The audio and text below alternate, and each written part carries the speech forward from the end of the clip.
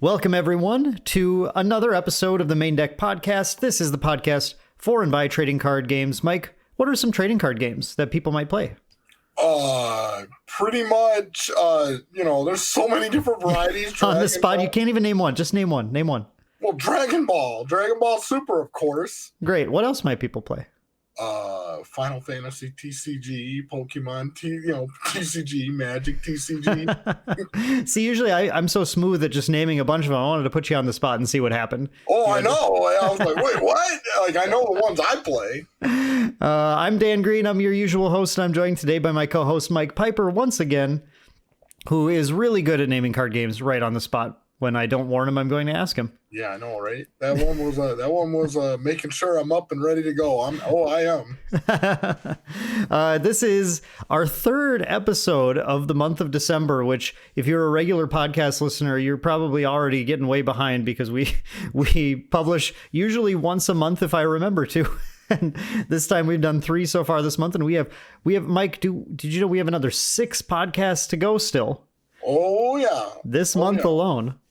It's pretty crazy. We're doing our 2022 Lookback series, and if you've seen the title of this podcast, this is our Lookback episode, looking back at Dragon Ball Super card game by Bandai in 2022. Just kind of talk about how it was. How was 2022 for Dragon Ball Super? How did it fare? Ups and downs and everything in between. We were going to have another Maindeck regular Kevin on the podcast today, but unfortunately we just had a scheduling snafu and it just didn't quite work out. So we're gonna have a double dose of Dragon Ball Super experts, but today then we just have everyone's favorite Mike instead. So I'm at least glad you were able to keep on the schedule here, Mike. So perfect. For sure. And I know a lot about Dragon Ball, that's for sure. It's been your main game since release, right? Actually, I remember that Gen Con when you and I went down there and it was like right after release, or maybe you were even picking up product that weekend, weren't you? Yep. Yeah, when Dragon Ball first came out, I remember they had their first tournament at Gen Con. I didn't get to play in it, because that's when I was just about to get in it. But my friend Robert actually, the first set came out with the original OG Goku. I just started showing me the game. And at first I was a little, I was a little like, oh man, because I played the original, the Panini game. I played the Score game. I played when it first came out with Score. And I seen this and I'm like, I don't know, man. I'm like, because totally different mechanics, totally different everything. But I'm like, all right, hey, I'm going to give this game a shot. Picked it up. Just so much fun. And I've been a fan ever since. And this is actually kind of what you wanted to talk about too during our banter segment, isn't it? So let's do a little history of Dragon Ball card games here. Yeah. Lead the way. So a lot of you, I'm going to start, Dragon Ball, when I first started was when Score first came out. Score actually made the Dragon Ball card game, and this was when I was a 9th grader in high school. Can I issue a small correction? Yeah. Dragon Ball's first TCG was called Mayhem. Oh, okay. Which is a game that released, it was a very, very small game that released during that, early in that sort of CCG Wild West era. So we're talking back when Star Wars CCG was a thing. Look, I worked it into the podcast again. That game took multiple anime and it was kind of like Weiss Schwartz at the time, basically. Oh, okay. So Mayhem had multiple different franchises and it had a Dragon Ball set, and it was a really weird and wild game, and nobody really played it, so it died. But yeah, I was gonna say I learned something new because I did not know about that. I just know when I was I played the Pokemon when it came out. We played Pokemon.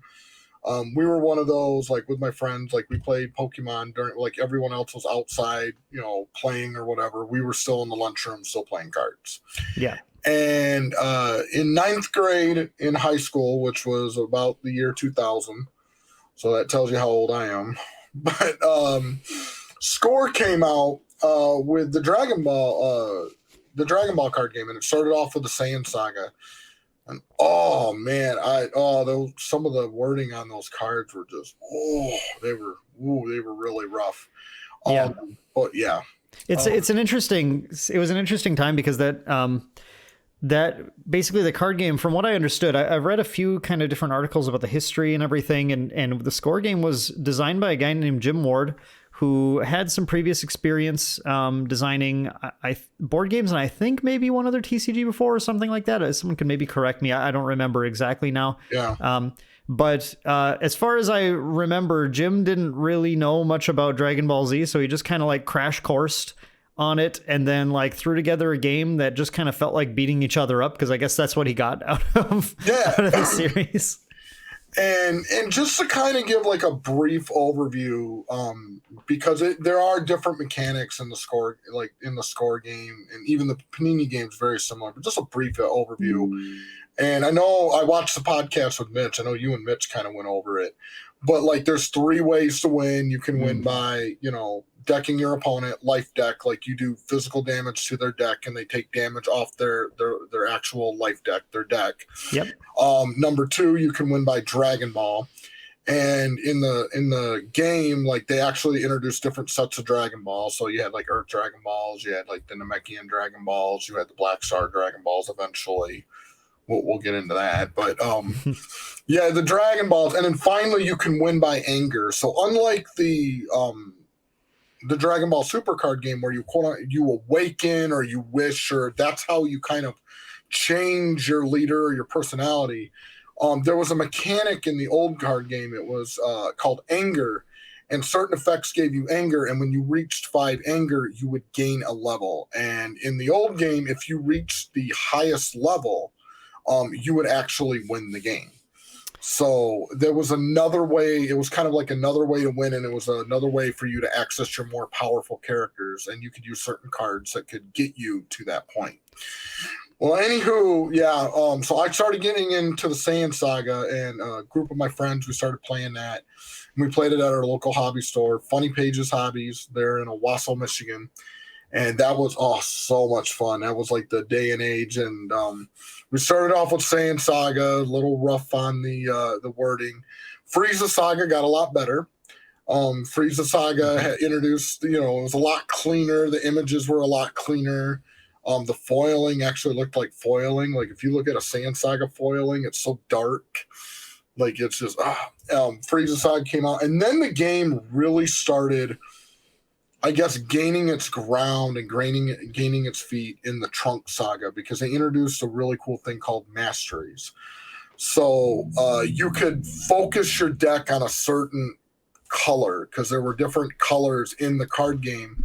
Like they had red, blue, black, like martial art styles. And if your deck focused on a certain color, at the beginning of the game, you could put out a card that gave you an effect the entire game. So like red had one, yellow had one, or not yellow, but yellow. Red, blue. What game were we talking about?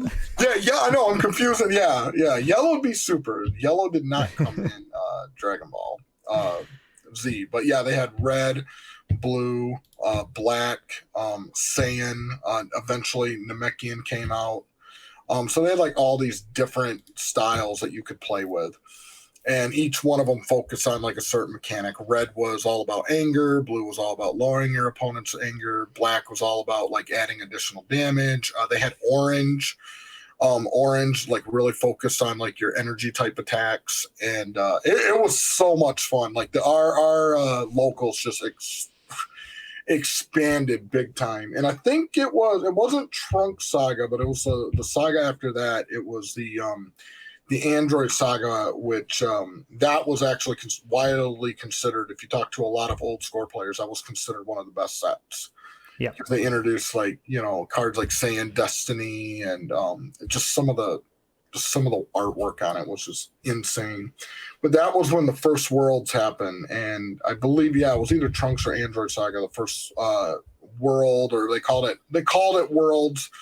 But it was like a national world type event, and that's when we had our first winner, which you and I know quite well. Mm-hmm. Good old Ache Tongue Theridol. Yep, absolutely Ache, and took it down. Do you remember? Do you remember what deck you took it with?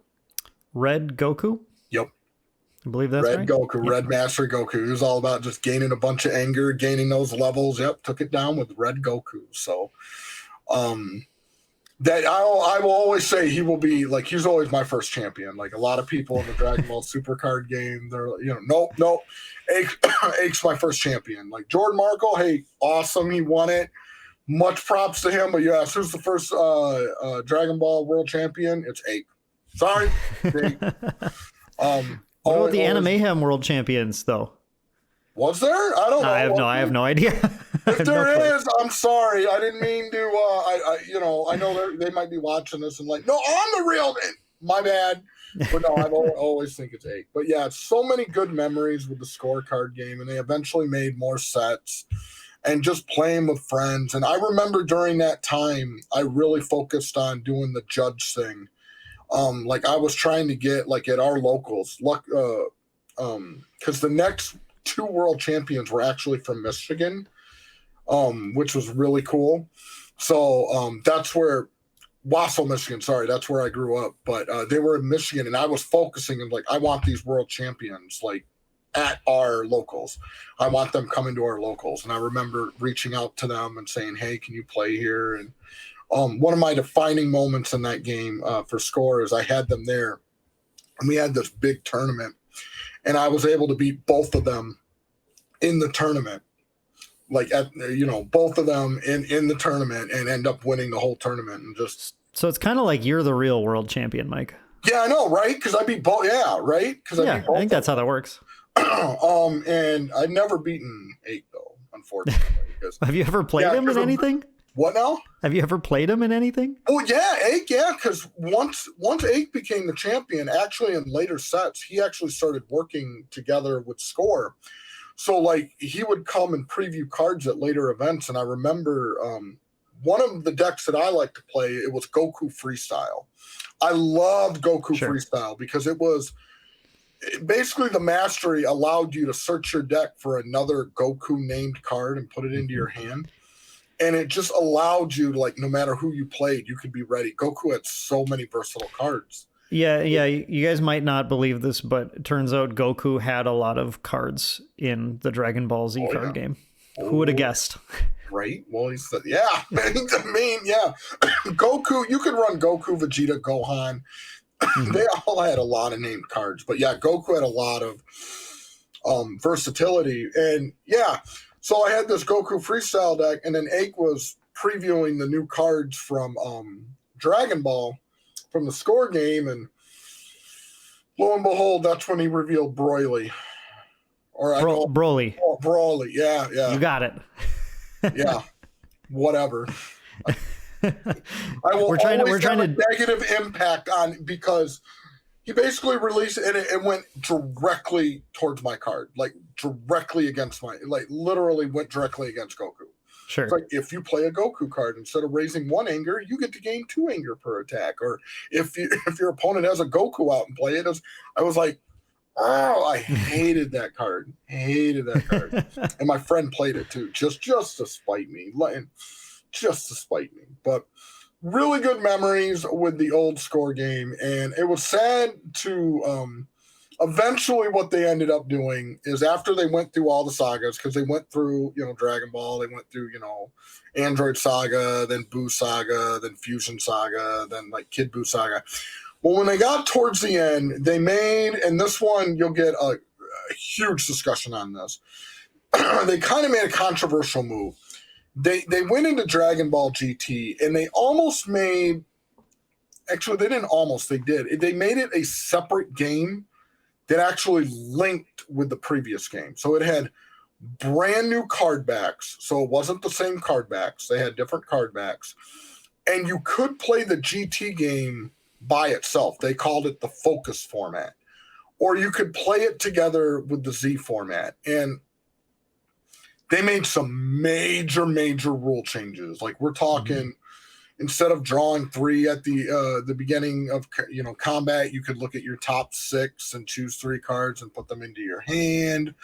The power creep was real. Like before, you would have like attacks that said, energy attack doing 8 life cards. And you were like, okay, 8 life cards. And GT comes out, energy attack doing 17. And you're like, geez, what the? I mean, they really amp things up. I mean, personalities normally, like, I mean, one of the things about the old card game is like you had power stages on your card, and you had 10 power stages with your scouter, and like a physical attack would say do 5 stages, and once you hit 0, any stage is converted to life cards. And then, your physical attacks would use that power level. You had a little power chart, and it goes, okay, I'm at this level, you're at this level, I do this much damage.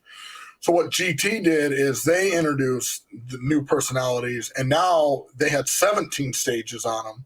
And we're talking power levels in like Dragon Ball Z, like in that card game, you'd get up to like 10 million, and you're like, okay, GT, like the lowest level on the power level thing could be like 1 million, 2 million, and it could go up. I think Gogeta ended up having like a power level, like Omega, it was like 20 or 30 million. I think it's 20 or 25 million. Yeah. Something like that. It was ridiculous. Like, and a lot of people are saying that is what killed the card game. I mean, I still play GT, and I did play the expanded format, but I would love to jump in. I have a little bit of info again. I've read a lot on the history of the card game. So my info, I'm just going to throw it out there. It's been a while since I read these articles, so I'm not attempting to misrepresent anything. And if I get any facts wrong, I would love for someone just to correct me in comments on the video here or something, because it has been a while, but I'm definitely not attempting to misrepresent anything if I say anything factually incorrect here. But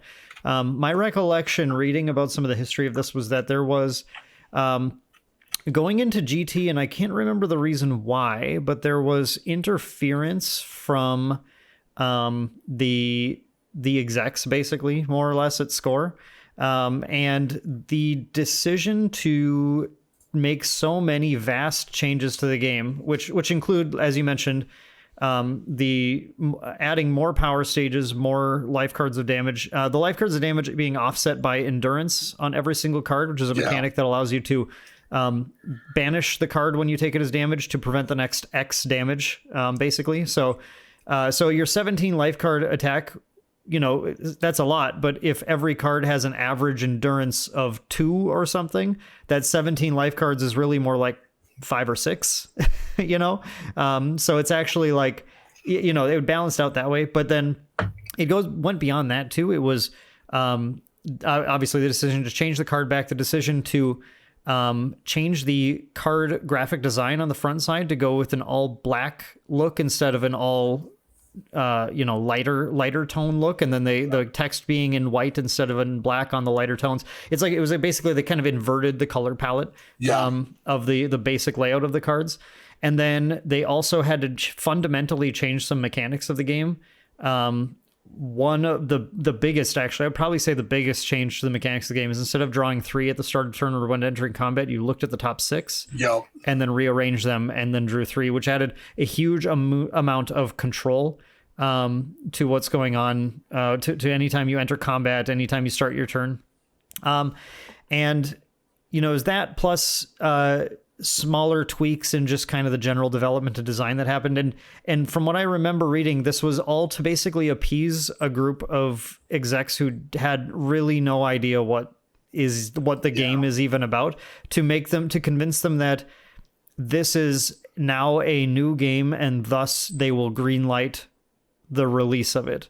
And that's also why the focus format was created specifically to market it as a new game, because they had to sort of be able to do that. And again, I don't remember why, but they, for some reason, and sometimes we don't even know why, there's just execs meddle and that's it. But they had to do that, otherwise it sounded like the game was simply just going to end at the Kid Buu saga. Yeah, and then when they created that new game, there were so many cards that were almost incompatible with the other game, and almost made it where it was broken. Like, for example, Red Rush Mastery, I believe is what it was called. Red Rush Mastery was so nuts. So they released it, and like in the red focus format, it was great. I mean, It was like, anytime you put shuffle cards in your deck, like you could, when you use a card vet, one of those cards you could put in your hand. Goes to your hand instead. Yeah. Red Russian Expanded was insane. Yeah, because there were so many good red cards in Expanded that did the same, like that shuffled. It just made never-ending attack chain. Yep. Is what it was. It made so many broken mechanics. So, and I guess I forgot to mention too, the leveling mechanic they had to change too. Anger was completely non-existent in GT. It wasn't a term anymore. Instead, during your power-up step, you could level by banishing 10 cards from your discard pile. Yep, and there were some cards that even took advantage of that. There was a lot more. So in Dragon Ball Z, like the score, like the scoreboard, there were a lot of cards. There were cards that kind of just leveled you up naturally, where it just said you couldn't win by anger victory, but GT took that to a whole new level. They really wanted people to use and their higher level cards, and you couldn't win by the most powerful personality victory. Yep, so it was really to get to those higher level cards quicker, but you couldn't use it as a win mechanic.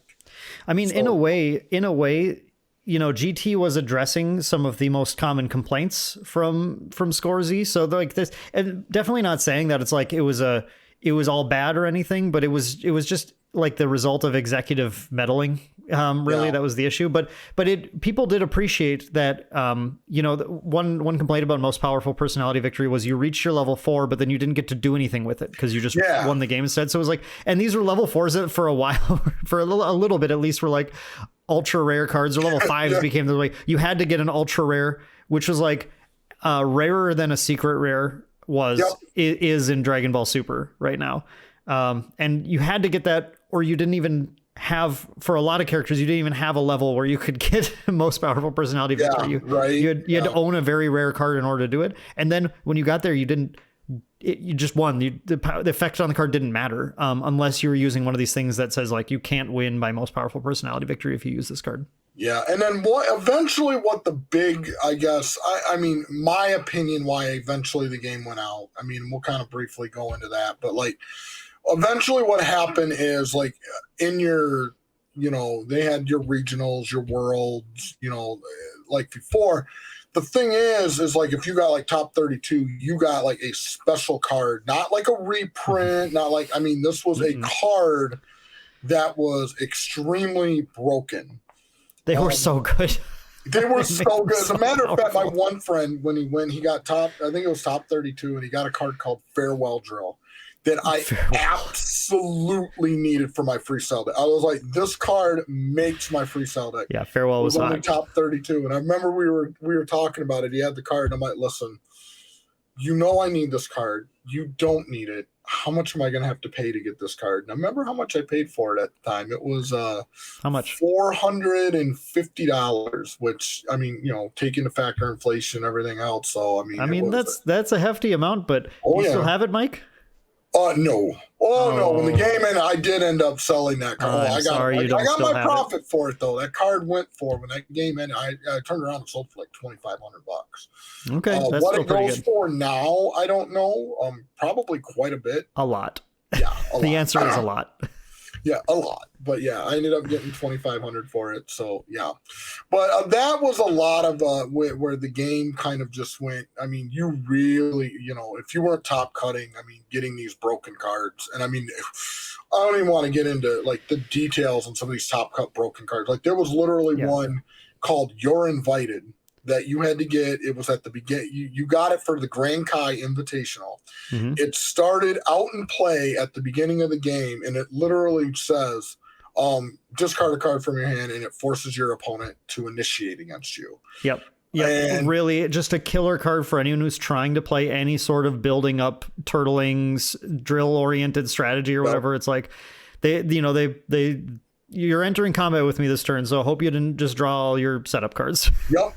Hopefully you have a hand you can play with. Yeah. Oh, you don't have a hand because it's full of cards that are non-combat cards?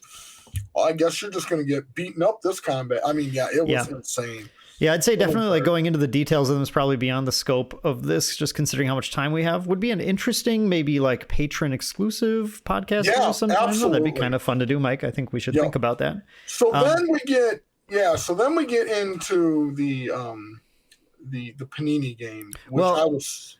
Well, hang on a sec. You're jumping ahead. The game died. The GT more or less killed the game. The anthology set never released. And I agree. I think there's a variety of reasons for that, but probably the biggest is that they had a controversial restart that, again, I think was due to executive meddling. I forgot you were even going to mention this one, the Re-Z card. Well, yeah, we got to get there. And then I think the GT game also, like, if anything, it also died because GT just wasn't very popular. Like, who really cared about GT? But Score was ready to try again, so they released a game that fans termed Re-Z, but it was, instead of being the Dragon Ball Z CCG, this was the Dragon Ball Z TCG.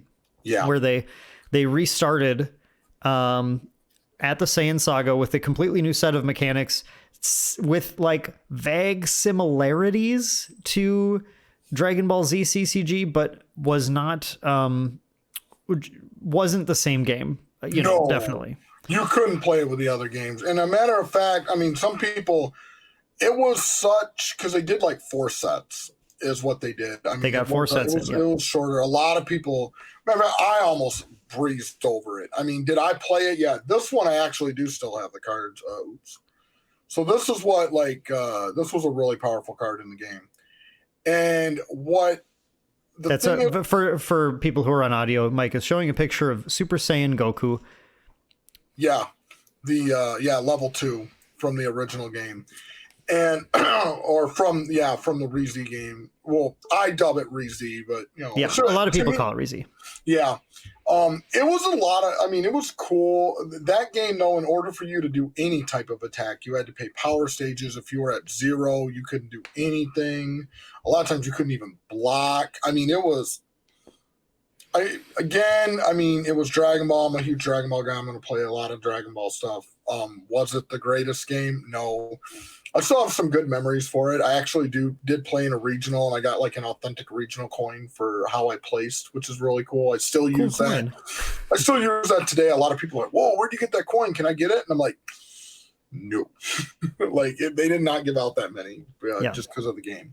But that was really cool. I mean, yeah, again, you got that kind of the meddling thing, and at that point, I think Score had unfortunately burned the bridges with its fan base, and I imagine that at that point also Score was not willing to invest as much in marketing the card game as you have to keep in mind too. The Dragon Ball Z CCG launched in a previous golden age for trading card games, when like any idea could get off the ground and find a fan base. Everybody was reading Scry magazine, learning what all the new cards coming out were. People had just basically started to see how Magic cards could become valuable. Like this is kind of like the honeymoon period right after people realized, TCGs aren't really a fad. They're going to be able to stick around here. So then everyone starts making them, and everyone goes, well, wow. I mean, if they're going to stick around, then anything here could be valuable, and people start buying product, and they start playing and having fun and everything.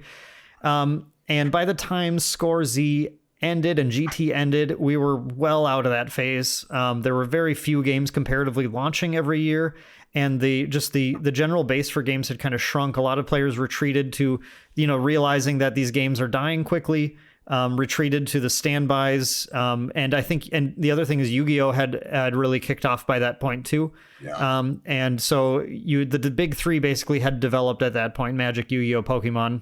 Yep. And it just made it so much harder for games to get off the ground. So Re-Z was sort of a doom project from the beginning because the company wasn't willing to invest, I assume.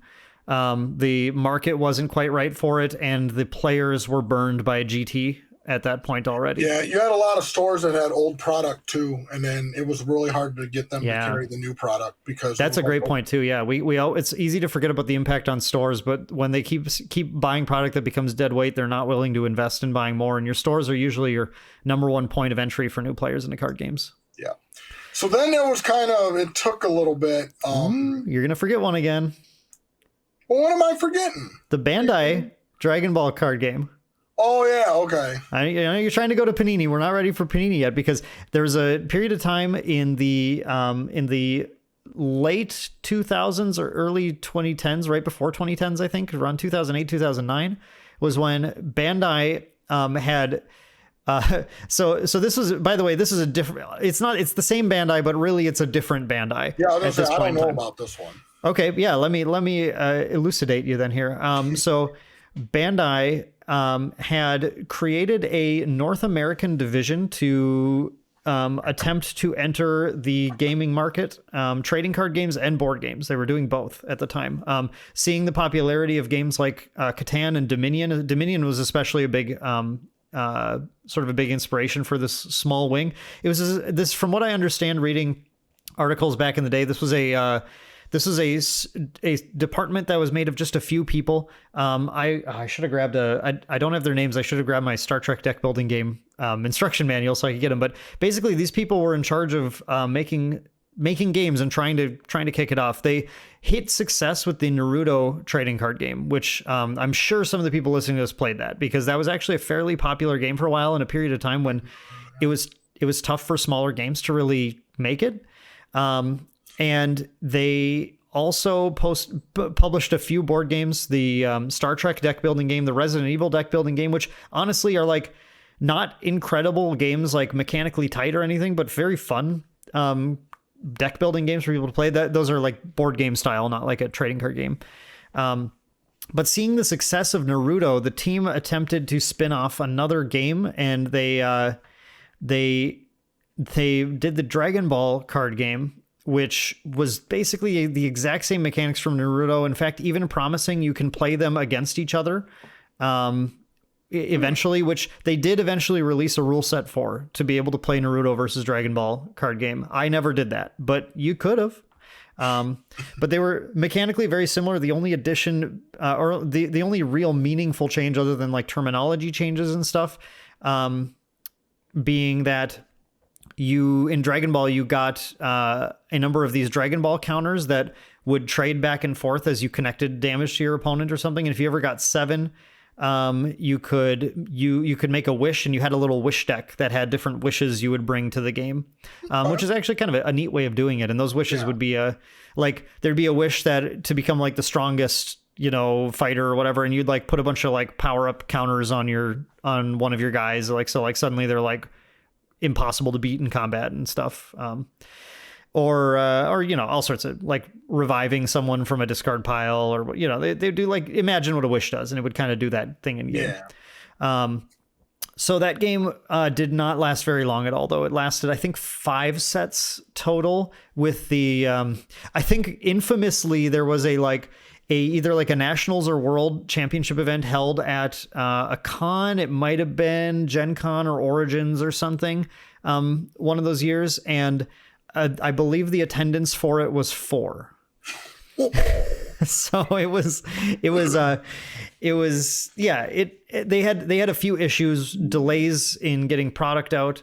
I'm trying to remember too, there might have been like a translation thing. I know there was the team that was in charge of it was North American based, but they might have had like a design team for Naruto and Dragon Ball Super that was in Japan, and there was like a sort of at Bandai, like more like under Bandai, and then there was like some issues in like getting things translated that caused some like delays in releasing sets, and there's multiple reasons why it didn't last very long. But I think one of the biggest ones is just that at the time, I don't think there was any real cash flow being put into this group, and a knockoff of Naruto with slightly altered mechanics that isn't being marketed by a team that's kind of using a shotgun approach of just throwing everything at the wall and seeing what sticks. It was also doomed to failure, unfortunately. Yeah, that must not have been marketed that much, because I didn't even know. I knew about the Naruto card game. I knew that. I never heard of that one. So I ran events locally, and because of that, also that's how I learned about Battle Spirits, because that team then sent out the North American version of Battle Spirits when it came out, and I got our first product from that, and I got my sweet here it is, my Battle Spirits playmat I still hold on to. Oh, nice. That I'm going to be playing with next year very soon. I'm very excited.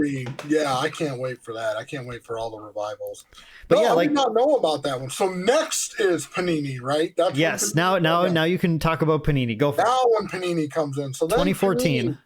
2014, Panini came in, and I know when Panini originally came out with the first set. The original huge intention, I remember this, was it was supposed to play with and it still can, but they were making it as it interlocked with the scorecards. Like it was almost, they were literally, it was like, you could play these with the scorecards. That was the big thing. And the Panini game was really similar to the score game. I mean, there were a few changes. They got rid of the whole, ignore GT. Like they got rid of a lot of the GT rulings, like look at your top 6. And no, it went back to drawing 3. But it was like a revival that you could play with the original scorecards when it first came out. So yeah, let me comment a little bit on this here. So the Panini version was designed and developed by a team led by THIRD, we talked about earlier, the world champion early, as well as Richie Williams. And interestingly, it didn't actually, I should say, Ake, and I can't remember, maybe to some degree Richie also did play a role in development of late Z and GT. They were certainly part of the team at that point. At least Ake was. I think Richie was too, but I can't remember for sure off the top of my head. But the two folks who were really the heads of things back then, who were David Eckerd and Israel Kuroz. I think I'm saying that right. IQ. They were known as Chippy and IQ were the two who were in charge of things. They actually were not involved in the re-release here. And what Panini, I think, was really trying to do when they did this was one, sort of like stand on the shoulders of what was learned from the tweaks made in GT a little bit, to try and again, answer some of those issues that people had with the Z card games, the leveling up issue, and some of the randomness and some of the things that were addressed in later sets, like having masteries and endurance from the start and everything like that. But at the same time, they were also trying to forge some goodwill with the players, because obviously one of the things, as we mentioned, that killed GT and Re-Z was just that things not being compatible was a problem, or being a side note or something. And as you're saying, the compatibility of Panini ended up being quite the side note also. Yeah, it eventually became a side note. Yeah. Even more so than GT had made it. Quite a bit more so, I'd say, actually. 100%. It was just the start. It was really, I just noticed it was when the first set came out. When the first set came out, I remember the huge selling point, which is honestly why I instantly picked up Panini cards, was they were saying, hey, this links with the old scorecard game. I mean, I was even getting out my old scorecards. Oh, wow, this links with the game. But eventually, Panini card, they became their own. Really, I mean, even a lot of the reprints from the previous sets were actually reworded, just cleaned up a lot of the language, even some, there were some rule changes in the Panini game. Panini became its own. It's like they took it and kind of turned it into its own game. And it was kind of an afterthought with playing with the scorecards. Yeah. In the first set, I think the first set of Panini was, I know they did development of it in basically pods. They had a certain person in charge of each style, and it seemed like what their goal really was to take a greatest hits of scorecards and reprint them. So you had things like Saiyan Acute Rapid Slam, basically directly reprinted. Red Axe Heel Kick was now Red Heel Kick. But you had a bunch of cards that were just well-known cards from Z, or a bunch of Orange Drills just got reprinted directly.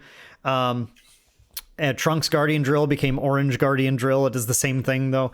All this kind of stuff. You just got all these cards that got reprinted, and then, a smattering of new cards being added to, new ideas and things to kind of make sure the styles played distinctly in the way they're looking to. But even to the point where the Saiyan Mastery was the reprint of the Buu Saga Saiyan Mastery, in I think it was Buu Saga, but I believe that's right. Yeah. In Panini. So they just knew this is how we want this style to play the set. Then they had each person just kind of make out a set list and then play tested them. And so it's very clear that they were right away really focused on how can we make this appeal to people. Like they wanted it to feel familiar but fresh. And I think part of that too was saying like, like if we're basically just making a bunch of these cards again, there's no reason these two games aren't compatible, really. It's just like some minor rule tweaks, like which rule set are we using for like leveling up and anger and everything. And like, they also cleaned some things up. Like you always had to play level 1 through 4 of your main personality. There's no level 5s anymore. And you don't have the choice of only playing a level 3, but we're going to print a level 1 through 4 for everyone. They made allies their own card type, instead of just being personalities that you put in your deck, and then cleaned up like the confusion of the ally rules. That like you had to be a certain level to play a matching level of that ally or like whatever. And you could only include an ally that was 2 levels lower than your max level. Like they had a bunch of like, there was a lot of, the big one that I remember was they changed where now you could only use named cards if it matched your personality. Yes. Which like in Score, you could run like Gohan cards, even though you were a Goku personality. Now, but you could run 4 Gohan cards if your main personality was Gohan instead of 3, which is like, so, and they did that, to again, add like, variety to how every deck plays. So if you want to play Gohan Red, it feels very differently than playing Vegeta Red, because you have access to some particular cards that Vegeta doesn't have access to. And their powers, the actual powers of the card. Like in addition to that. In addition, it just adds another layer, though, of like of your decision making and building. But yeah, they definitely gave up. They definitely gave up on trying to make things compatible. And by set 2, everything was there were very, very few reprints in set 2 that were old cards. And then by the end of the game, I don't know. I don't think they were reprinting cards at all anymore. No, they were going their own direction. And tons of great memories with the Panini. I mean, that's when, we started playing, we met up in Fargo, and that's when I started playing there. And, so many great tournaments, so many great memories. Obviously I'll get into it real quick. The Kansas City Regional got the top 8 or top 16, but made the mistake. Should have had the top 8. The worst, most painful game I've ever had the displeasure of judging and watching. Was you completely tanking your ability to win that game by just not entering combat. It was a game, some mistakes. I will say, I still remember that weekend, because that is the weekend I asked my wife to marry me. So I was kind of distracted a little bit. That's fair. But that's fair. Just so many good memories. I in that game I played Blue Roshi towards the end. I know previous podcast Mitch talked about he played Red Roshi. I played Blue Roshi, which was.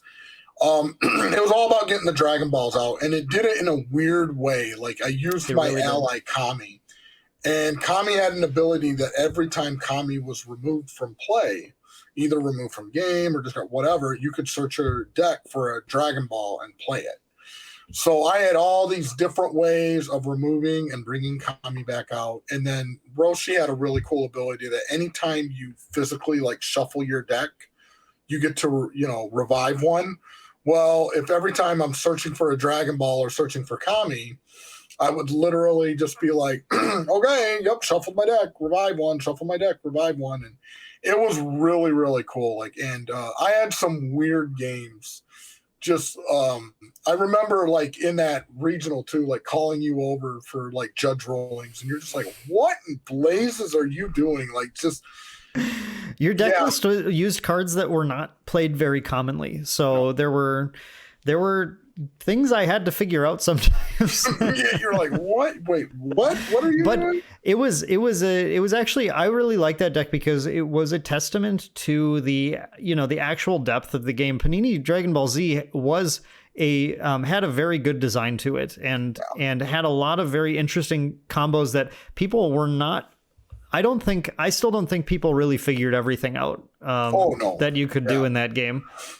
And the meta, I think the meta got like sort of solved pretty quickly. There were some problematic cards like Unleashed and everything that were certainly like changing what people were focusing on, really. But I think there were a number of, I also like to play like really goofy decks. I had a blue Android 17 physical beats deck that like would really catch people off guard with what it could do. I think there were a lot of really solid tier 2 to like possibly low tier 1 if you're on a good streak or with the right metagame or something. decks that people just didn't really quite figure out yet. Yeah. Yeah, and the nice thing is now that even though that game is quote unquote, they're not making official sets anymore, you still have dedicated fans that are still making cards for the game. Yeah, which is really, really, Fan Z, I believe is what it's called, if I remember correctly. Yeah, and I've checked that out quite a few times. And I know I played in some tournaments at Gen Con and checked out some of the new cards. So that game's actually, I think they're still making cards for Fan Z, are they not?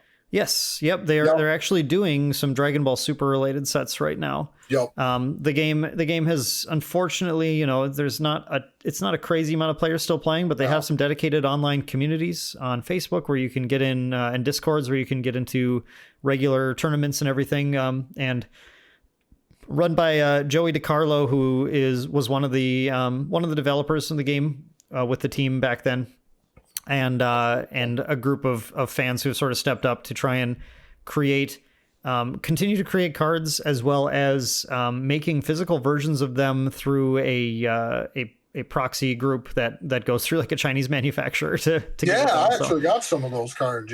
Yeah, they're it's pretty cool. And actually here at Maindeck, we still maintain the CRD. I have a document that I painstakingly put together that combines the final Panini CRD with everything that's been done in Fanzy since then, and that's located on our website as well. So just another way to play Dragon Ball. That's the way I look at it. It's just really fun and exciting way to play Dragon Ball. So what's the most popular way to play Dragon Ball right now, Mike? I'm going to definitely say the new card game, which is Dragon Ball Super by Bandai. And the point of this podcast, we can kind of get into the main discussion for Dragon Ball Super. Let's lead up to that just by mentioning that then Dragon Ball Super released in, what was it, 2017 maybe? 20 something like that? 2017? Yeah, they just had their 5-year anniversary, so 2017 I believe. 2017 is when Dragon Ball Super card game released. There was quite a bit of controversy with Panini, with the Panini fans. But I think ultimately when the dust settled, the general consensus is that Panini was trying very hard to hold on to the license, but was effectively just kind of like strong-armed out of being able to publish Dragon Ball products anymore, and so did what they could, but was forced to end the game as Bandai, who is a much closer partner with the animation studio that handles the Dragon Ball license, was just given the favor or whatever, or had more money or something to be able to hold on to the license instead. So they then released their Dragon Ball Super card game. I had a lot of trepidation going into it because my experience with Bandai, as we mentioned earlier, was not very good with their card games. Yeah. It was sort of weak then, but Bandai has proven themselves since then to be very serious about the trading card game market, very serious about it. Now publishing, they have their fourth. They had just announced their fourth individual TCG and just now announced their fifth one coming to Japan. And I don't think we have a confirmation about a Western release of Union Arena yet, but there are, speculations, of course, that it will come, but we'll have to see. But yeah, and announcing things we'll, I'm sure, talk about, such as Dragon Ball getting a digital client and everything. So, Bandai is very committed now, and they had a very successful launch, eclipsed the number of players playing the old games very quickly, due to a very excellent marketing campaign and getting the word out about Dragon Ball Super. And we've really set, what, 19 20 20 19 20. I mean, they got so many, like, it depends on how you keep count, because they've got so many like subsets, but that are essentially new cards. I mean, it's, how many sets are released? It's over 20 if you include those. 19 is the last one released, and set 20 is coming out soon. If we're talking about individual booster sets, but then yes, as you said, there's like theme booster sets that have come out, as well as some other like specialist products. So So Mike, I agree. Let's jump to the main topic now. That was a very fun and interesting. Thank you for leading the way on that. A history of Dragon Ball in card games, and I hope some people kind of learned a few things about that. Yeah. If you hadn't heard this before, but what we came to talk about today was the Dragon Ball Super card game in 2022. So we want to talk about how 2022, how it treated the Dragon Ball Super card game, product releases, events, noteworthy happenings, ups and downs, props and slops. We're going to talk about it as a whole. And Mike, I'm just going to start by laying the stage a little bit. So just so we have sort of our timeline clear, as far as releases in 2022, this covers the Mythic Booster 1 that released, Realm of the Gods, Ultimate Squad, Dawn of the Z Legends, and Fighter's Ambition are the sets that released. So up to not BT anymore, B19. And then in between that, a number of events. We had the Dragon Ball Super Fest that happened early in the year. Championship events, nationals had just happened actually just a little bit ago. Yep. And all sorts of, smaller events and pre-releases and everything in between. So Mike, why don't you lead the way? Tell us, how was 2022 for the Dragon Ball Super card game? I think the 2022 was really, towards the beginning, there were a few hiccups that I know, like Bandai tried, including kind of a new format for Dragon Fest, which we'll kind of get into. That was the beginning. I actually think it started out very poorly. Yeah, it started out poorly. Yeah, that's my take on this. Is that like the start of the year for Dragon Ball Super? Things didn't look very good. Honestly, no. They were kind of looking a little sketchy right away. I remember seeing the complaints about Dragon Ball Fest and attempting, because the big thing was the one thing that players were dealing with was the threat of rotation being a real thing. Yeah, and a lot of players did not like that. Well, it was kind of the way they went about it, because I understand from a standpoint they want to get new players into the card game. Bandai wants to get in new players into the card game. So essentially they kind of created this new format where it was like, okay, hey, you could only use like the Union card sets. Like you could only use those. Unison Warrior series. The Unison Warrior series cards. And the issue with that was Dragon Fest isn't necessarily a competitive event. I don't think Bandai ever intended it to be a competitive event, but the players made it more of a competitive event. And when Bandai tried to do this with the, hey, we're going to introduce this new format and we're going to have it at this Dragon Fest, it upset a lot of people, because it was like, well, hey, I've got all these cards, I've got this deck made. A lot of people were afraid that this was going to become like the new competitive format, like just having Unison Force. We did a podcast at the time talking about that. Actually, that was one of our first return podcasts when we brought the podcast back this year. That was the issue, was that this was sort of like the first event that had happened since COVID had sort of destroyed every chance of having in-person events. Yeah. And it was, I agree. Like, I think this was a more of like a marketing or a messaging fail than anything, which is that, but I also think to some degree it was not understanding what their audience was after all this time too. Because really, like, even from the name, they did one for Digimon as well. They did a fest event, and the idea was just to celebrate being able to play the game again effectively. But it turns out they underestimated, I think, how competitive people wanted this to be, and they expected it would just be kind of a fun event. And I see, I can sort of see where they're coming from too, because it makes sense to me, a lot of sense to me actually, to if you've taken sort of a year and a half hiatus from being able to like really push the game and have competitive events. They released sets during that time. Like, there were sets that people had cards from that they haven't really gotten to play. And if you want to make sure people get to enjoy playing with the cards that they paid money for over that period of time, you can do that by limiting the format to mostly newer cards, which make sure that people go, oh, you know what? Then since I can't use all these old staple cards, I don't have Sensu Bean, I don't have, whatever cards are people were playing this. I can't remember now.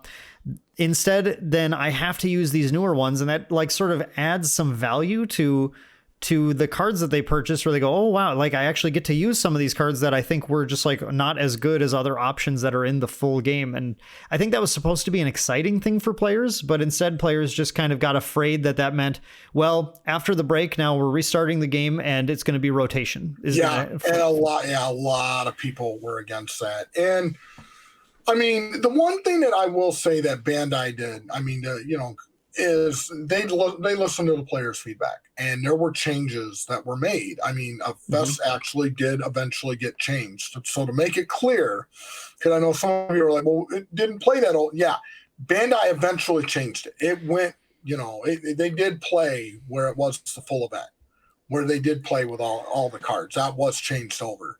But the big focus was, we were trying to expand the community. We were trying to get in new players, which comes into, you were talking about the Mythic boosters, where they did a lot of the reprints from older cards from the new set.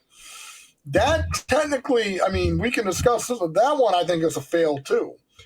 I mean, at least the way I mean, I think there were a number of issues too with the Mythic booster. I'm trying to stretch back and remember my memory now, but didn't it have sort of an awkward release as well? Like, didn't they had like a weird pack you could buy before the set came out? Yeah, it was that.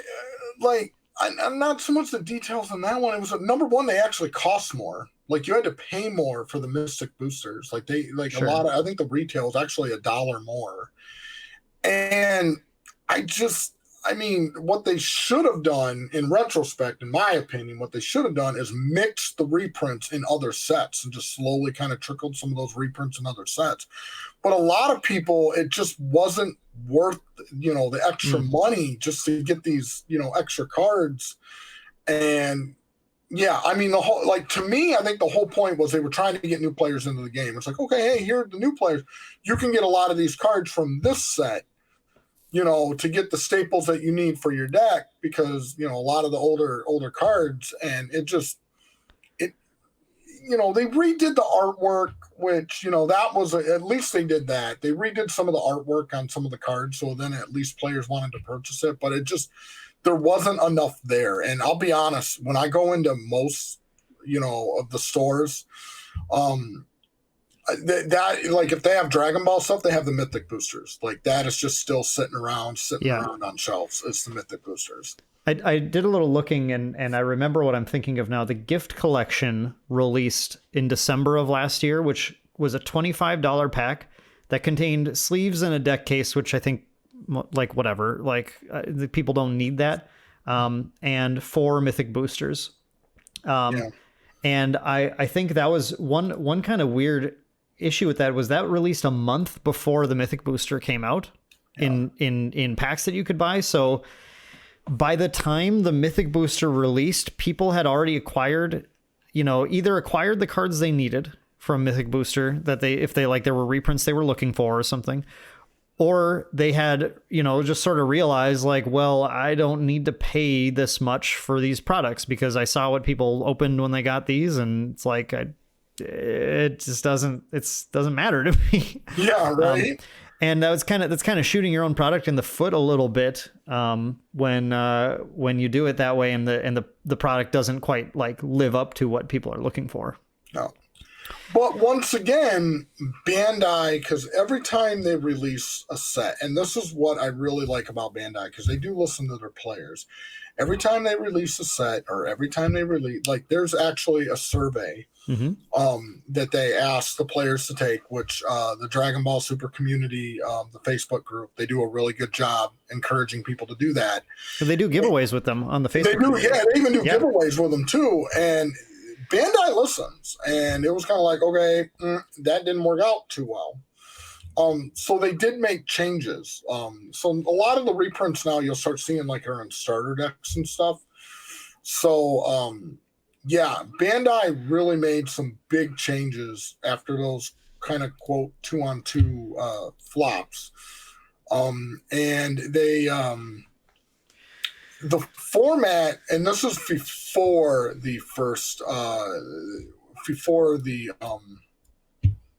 Z battle card, like the Z leaders and the Z battle card, like before any of that, the format was actually pretty darn balanced. I mean, they did some really good bans, they did some really good restrictions, and I know a lot of players were really liking before that first Z leader battle set. I think that came out like in 20. It was before I went to Kansas City. So you're talking about B17 Ultimate Squad? No, I don't think that. I think the one after that was the Z battle cards. Right. Oh, sorry, I misunderstood what you're saying. So Realm of the Gods. Realm of the Gods, yeah. Yeah. So, yeah, I think that's right.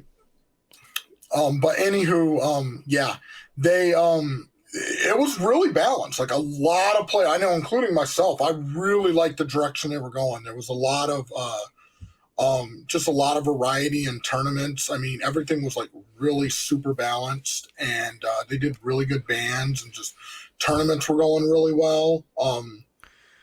The other thing that was kind of introduced in there was like we'll get into it. We kind of went over it briefly in the Digimon podcast because it's also a Bandai thing. Is the Bandai app, the TCG Plus app? I think this Realm of the Gods period is where one of their best additions to the game happened, and one of their current worst additions to the game, which is their app. Yeah. I was going to get into, I figured we were doing the negatives. I was going to go into the negative first. We can go back and forth. Okay, so let's do a huge positive. I think the introduction of the God Rare was humongous. Oh, geez, did that. I can tell you right now, the God Rare, why I think it was a huge positive for the game was, I mean, collectors. The thing is people were buying boxes and cases left and right for that God Rare. And even now that God Rare goes for an astronomical amount of money. And when you do that, you know, a lot of players are like, oh man, well, I can't necessarily find product at my store if they're doing that. The thing is that makes the secondary market, if you are looking for cards for that set, like your SRs and your rares and your other foils that aren't that God Rare, they are a lot easier to get. And wow, like that guy, like I couldn't even, even my locals, like they had 2 cases, and I was thinking, oh, no problem, I can get what I need, no worries. The introduction of that God Rare, I couldn't get nothing. It was literally the day after. I was like, nope, gone. Huge boon for the game. And the thing is Bandai, they don't even do it every set. Like they don't even introduce God Rares every set. Which is one of the things actually, like in, I think if you had asked me at the time, I would say, I think it's good, but we have to wait and see. Because one thing, we can actually look at a game like Magic the Gathering to see an example of where this becomes a problem. But one thing that you can do to screw this up is to oversaturate the market with them. Yeah. Magic the Gathering did it when they started releasing chase cards called their Masterpiece series back in the Zendikar Battle for Zendikar expansion, when they released Kaladesh was where they started. Kaladesh? One of the two. I don't remember. The problem was these were very rare cards that were reprints with very cool foiling. It's basically the same idea as God Rares, less rare than them. Because Magic doesn't typically use quite those rarities. It was about 1 per case in Magic the Gathering. Okay. But for Magic the Gathering, that was a high rarity. And cases in Magic are 6 boxes. Also, there's another key point to note. A little different also, but 36 pack boxes. So anyway, the problem was they released those. They were a big hit. People loved them. The value was great on them. They were fun to open. They made those sets sell very well. They've given those sets better secondary market value even today, of course. But then they released them in the next set, and then they released them in the next set, and then they released them in the next set. And then by the time they got to Amonkhet and they released those, they had to say, okay, we get it. Sorry, we're making too many of these. Yeah. Because people were getting worn out, and the luster was running out, and it just wasn't as exciting. When something is done every single set like that, the chase stops becoming as exciting, and the rarity of any individual god rare starts being a little less cool because more and more people are picking up a god rare here, a god rare there, whatever. And it simply just starts to wear on the players, because it's just not as rare anymore. It's not as cool of a thing to see. And that affects the value of the cards and affects players' interest in them. Yeah, and to put it in perspective, and it is kind of debatable. It's really hard to say the rarity of the god rare. I can tell you that they're very rare. Yeah, it's very, like, a case in Dragon Ball Super is 12 boxes and 24 packs per box. Okay. You are not guaranteed a god rare per case. No. So you can buy a case, not get a god rare. And because there's no official unit measurement above a case, it's debatable. Most people say it's 1 to 2, 1 to 3 for you to actually get a god rare. So like 1 out of 24 to 1 out of 36 boxes for you to actually get a god rare. It is, I mean, the value of a god rare, you pull one, is huge. Like, it is huge. I think most people, they're getting these things graded, and collectors absolutely eat it up. And the first god rare, you would think would be Goku. You would think it would be Goku. It was not. It was not. It was Vegeta. Goku does not have a god rare yet. Goku does not have a god rare yet. Which is not yet. Not yet. Not yet. He will. Oh yeah, 2023. I guarantee you. Not yet. But yeah, wildly successful. And again, there's a lot of people, that don't necessarily like collectors. There's a lot of people that say collectors ruin the card game because they increase the value of cards and etc. The thing is that again, and this could be debated, they bring interest into the game. And and I've actually gotten a few collectors who just normally collected because they like the artwork on the Dragon Ball cards. Because let's face it, Bandai, because they have that license, the artwork is so much better on the Bandai cards than it came to the Panini cards. So there's a lot more of that collectability. I've gotten them to actually start playing the card game and actually start playing with the cards that they have. It's like, hey, if you're going to buy cases to get this god rare, you have all these cards, you might as well play with them. So the collector thing, I'm going to take a hard stance on it. I mean, it depends. It does depend on how the company handles making cards for collectors. But collectors are typically interested in collecting the more rare versions of cards. So as long as parallel versions of cards are printed that are at lower rarities than the ones that collectors are going to seek. So that is to say, like, if the god rare was a unique card with a unique effect, it would have been a bad thing for the game. If it was good at all. Yeah, I don't think we mentioned that. To make that clear, this god rare is a reprint of a secret rare. Yep. Correct. So I mean, to make it clear, like, this god rare it's predominantly for people collecting. And I will say Dragon Ball Super does a great job of that, because there is a lot of, they call them SPRs. Yep, exactly. Yep, where they're reprints of like just normal super rares, but got like better artwork, more collectible artwork. So when they're making these cards, they're making like, okay, here's a normal one that you could use for your deck, or here's one for collectors that want to collect and got a binder of all the really cool artworks and stuff like that. They do a really, really good job of that. And the whole value thing, like players being concerned that collectors are like making their cards, priced out of their range or whatever, is it's a tricky tightrope to walk, because some people that you talk to about this do seem to want it both ways, in that they want their cards to be accessible to buy when they don't have them, but they also want to have their cards be valuable when they open a box, so that they feel like they get their money's worth out of it. Yeah. And if that's the stance, it's very difficult to really argue that point, because it's kind of a mixed message point that doesn't it's not an argument that I think holds a whole bunch of water, really. But the fact is that when you have collectors interested in your game, and out of all of Bandai's games, Dragon Ball Super has easily, we talked about this in the Digimon, they've easily planted themselves as being the game where collectors are a bigger ratio than the other games that it's not to say anything about like the playability or anything, but just due to the licensing, I think mostly the collectors there is a bigger ratio of collectors in the game than there are in like Digimon, for example. 100%. And I think Bandai was very smart to sit down and realize, okay, well, like if these collectors are driving prices of cards more than we expect, let's go ahead and like make sure we're baking in items that the collectors want to chase, because that will help our products sell off the shelf. And it actually, the interesting thing is when you put certain chase cards in, of course, there's a whole ecosystem that's very hard to manage here when you're building a TCG. But when you put certain chase cards in like this, it actually does make some cards lower in price than they would have been. It makes them more accessible because people are opening boxes not because they want to get sets of SRs. They're opening them because they want to get a God Rare, and then everything else doesn't matter. Exactly.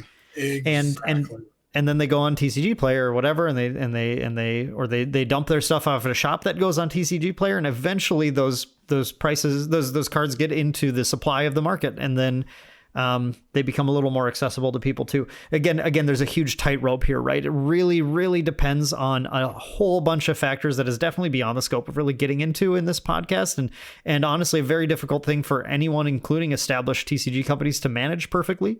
But the fact is that you do need both collectors to sort of prop up the value of higher rarity cards to create an interest in those so that there are more buyers for them. And also to create an interest in buying product, which then has an impact on the price of non-chase cards as well as the chase cards. So the other thing that I kind of wanted to mention before, because we'll kind of get into the player stuff, because I know there's people listening to this. It's like, no, I'm not much of a collector, I'm more of a player. But the other collectible thing that I think they did a really, really good job on that was released this year, and I got one. Oh, I'm so happy I got one. Yeah. Was the 5th anniversary Dragon Ball Super card game. They created a 5th anniversary card, 0.999 fine silver. Correct me, I think Yu-Gi-Oh! Did something similar. I think Yu-Gi-Oh! Did something before where they created like a silver card. I haven't seen that. That could be. I'm not familiar. Yeah, I'm not sure, but they created a 0.999 fine silver card, and it was a reprint. Well, I don't even want to say reprint because you can't use this card. This is like just collector card only. But They took an SCR from one of the notorious scenes from Dragon Ball Super. The Goku and Frieza. Yeah. I'm not going to get into the details on why that is awesome. If you've not seen the series, go watch it. I mean, like, look, it's spoiler alert for Dragon Ball Super thing that released like 3 or 4 years ago. Or yeah, like, about 3 or 4 years ago. Yeah. But anywho, it is an iconic scene from the series, and they literally put it on a 0.999 fine silver card. Just beautiful artwork, everything else. And the card, I know a lot of you are like, well, how much did the card sell for? And the card sold for, like, they released 555, and it was $1,100. This is sold through Bandai's premium website. Bandai's premium site. And the card was made for collectors. This card, I mean, it's not, to be clear, you cannot buy this card and play it in the card game. This card was made for collectors. Bandai realized the market. They knew people were going to want to collect this card, me included. So, yeah, I mean, I thought that was a huge win for the community. The one thing that I will say I wish they would have done is that was just released within the U.S. I want to see Premium Bandai definitely open up more worldwide. They're releasing, they released 555, which sold out. Like, they were sending out, like, people requested to do it, sold out, like, all 555. My understanding is they are going to be releasing more, like a few more to like events worldwide, but I really wish it was a win for collectors. But I feel people who are not within the States, that are in Australia, who are in, England and South America, but, because they also do play the Dragon Ball Super card game. I wish they would have been included in that. Yeah, there's like a very large segment of, and I think I've actually looked into this too. It's very interesting that Central American and South American communities have a huge thing for some reason. Like a lot of fans of Dragon Ball, the Dragon Ball franchise in that area. Yeah. It's hard. I think it's hard. It's kind of complicated to understand exactly why that is. But like the sort of that community just really likes Dragon Ball. So it really sucks to have that be limited to North America. But I also want to mention that there was a little bit of a controversy happening around the release of that too, which is that players got to sign up, or people, I should just say, got to sign up for slots, lottery to be able to buy it.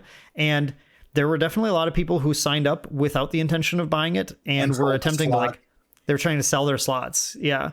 Which I think was against the terms of service on there and everything. So there was a little bit of I remember a bit of a controversy when those started going out and people started trying to sell those.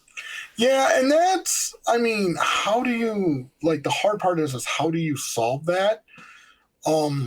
Yeah. I don't know if there's a solution. That's a really hard one. But people were selling theirs. I've seen there were people selling their slots for $200-$400, literally. Like, here's the email. Yeah.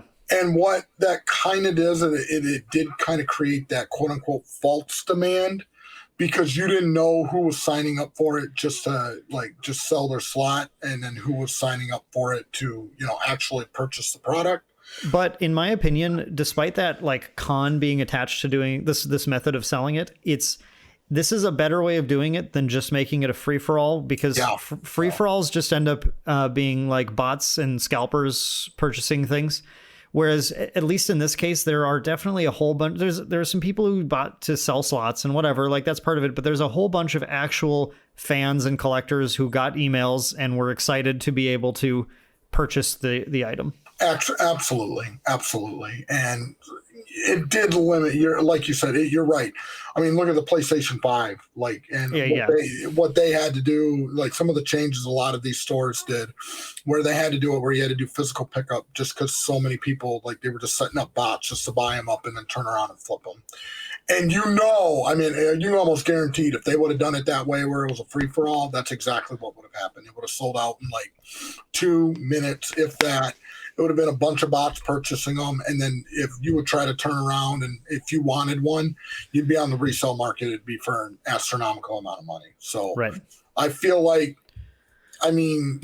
it a perfect system? No, but definitely better than what it could have been. Yeah, I agree. Yeah, that was a win. The next thing I kind of wanted to get into was the big win when the Z-Decks came out, the new quote unquote mechanic. And actually, I'm gonna slow you down there. Let's talk about mechanics in just a second. I want to step back and talk about just around this time we had the release of Bandai TCG Plus app. That's right. You want to get in? Yeah. We'll talk about that, Mike.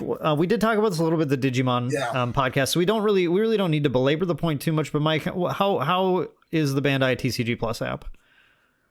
I'm trying to come up with something that's a word appropriate for this podcast. Let's just say that it was bad. It was bad, and I don't. I'm one of those positive people. I want to make that very clear. Our audience knows at this point, I'm sure, that you have a very positive take on everything. I have a very positive outlook on things. And the one thing, I will tell you about the Bandai TC, it has a lot of potential. And I know what that app was trying to go for. Okay. But talking to somebody I've used PPG has an excellent app when it comes to online tournaments or physical tournaments where you can sign up. I work for Amazon, and I've done quite a few, the Amazon apps. We work on the ease of use. This thing was atrocious. Yeah. That's all I got to say. It was bad. It was horrible. In my opinion, the biggest slop of 2022 for Bandai is the TCG app. Again, not the intention of it. The intention is great, but the execution of it leaves quite a bit to be desired. And we can just hope that we can hope they're continuing to work on that. And we can also hope that it's a different team that is doing the digital app for the game. Yeah, there was so many errors. I mean, just to put it in perspective for those that are listening to this who don't use the app, it was literally when it came to signing up and searching for tournaments, you couldn't find tournaments, and you would try to enter the tournament and errors would come up, but the errors would come up in a different language, so you didn't understand what you were doing wrong. You just seen a red banner across the bar. Oh, and then, that's rough. I know and then even from a tournament organizer perspective, so let's say I've got everyone that signed up, and when it comes to doing rounds, there were errors that were even happening in that. As a matter of fact, at Gen Con, poor judging staff. So it didn't happen with the physical tournament, but it happened with the online tournament that they were doing for Gen Con, where they were using that app, the Bandai the Bandai Plus app, and I think it was round 2. For those that played in the tournament, correct me if I'm wrong, I believe it's round 2 or 3. Literally, the app just delete, like all players deleted, all round, everything. They had to reuse a different app, and I think the tournament got delayed 4 to 5 hours between rounds. It was literally 4 to 5 hours in between rounds, while they had to add everyone to a new app and get the rounds up and everything else, because of how the app was functioning. Now, I'm hoping, again, the app has a lot of potential because it integrates card search and deck profile and all that good stuff. It just needs to be polished, and it needs somebody going in there based upon region, because, again, these error codes coming up in different languages, that's just unexcusable. From an app perspective, from someone, that's unexcusable. That's got to be fixed. Yeah, I agree. That is, in my opinion, the biggest slop of the year. Just that was a very sloppy product that doesn't do what it needs to do. And, we can hope that Bandai will look at it and get it addressed. But interestingly, they have a history of their apps never being the most friendly to use. So yeah, call Pro Play Games, PPG. Maybe call Amazon Web Services. Hey, we'll hook you up. Whatever. It's got to be fixed. Yeah. But I do want to talk about the positive. I do want to talk about a positive thing with the I don't know. Are you ready to get into the? Well, let's talk about mechanics because I think that's what you're going for. I just want to start. Let's. I know you're very excited about Z-Decks, which I think are the biggest addition to the game since then. Oh, real quick, do we have anything to talk about mechanically or set-wise from Realm of the Gods and Ultimate Squad before we got to Z Legends? I mean, they released quite a few new cards. I mean, of course they did. Huh? Of course they did. Of course they did. Nothing huge for the game. I mean, that I noticed. I mean, then again, I do play. I am playing Zamasu. But I didn't. I mean, they boosted some of the other colors and stuff like that. The big thing that really shook up the game, that I can tell you from a player base, and I can tell you from previous players who played the game, now they're picking up and play the game again, and even new players, was the Z-Deck. I mean, it changed the game. Yes. Yeah, it's a massive mechanic. It's plays a lot like having an extra deck in Yu-Gi-Oh, but gives you a benefit to building up your resources when you combo cards, which makes you interested in making sure you're comboing on attacks every turn to try and get this built up.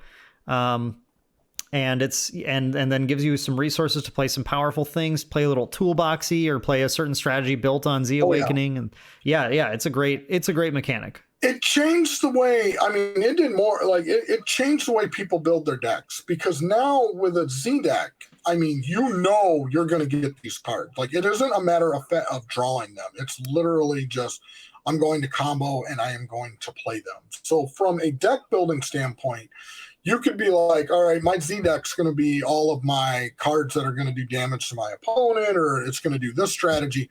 I don't need to include them in my regular deck now. It's and then also, I mean, to even expand on it even further with this mechanic, they introduced Z leaders. So what essentially you could do, and they're in the process, not everyone has one now because, they're in the process of building them with this new mechanic, but there were certain leaders that could do something called Z Awakening, where if you add so many cards in your Z energy, which is when, not every time you combo, but once per turn, Right. or not once per turn, but once per like attack or defending, you could take one card from your combo area and put it into your Z energy. And there's other cards that can put stuff in your Z energy. I'm looking at Yusin Shenron, where you just literally put all your Dragon Balls in there, But there were cards like you could Z Awakening, and it said like if your life is at like 3 or less, and you have 3 or more Z energy, and you pay like 1 red energy, you could actually put a card on top of your leader, and it was your Z Awaken leader. So normally your leader, you just flip over to Awaken.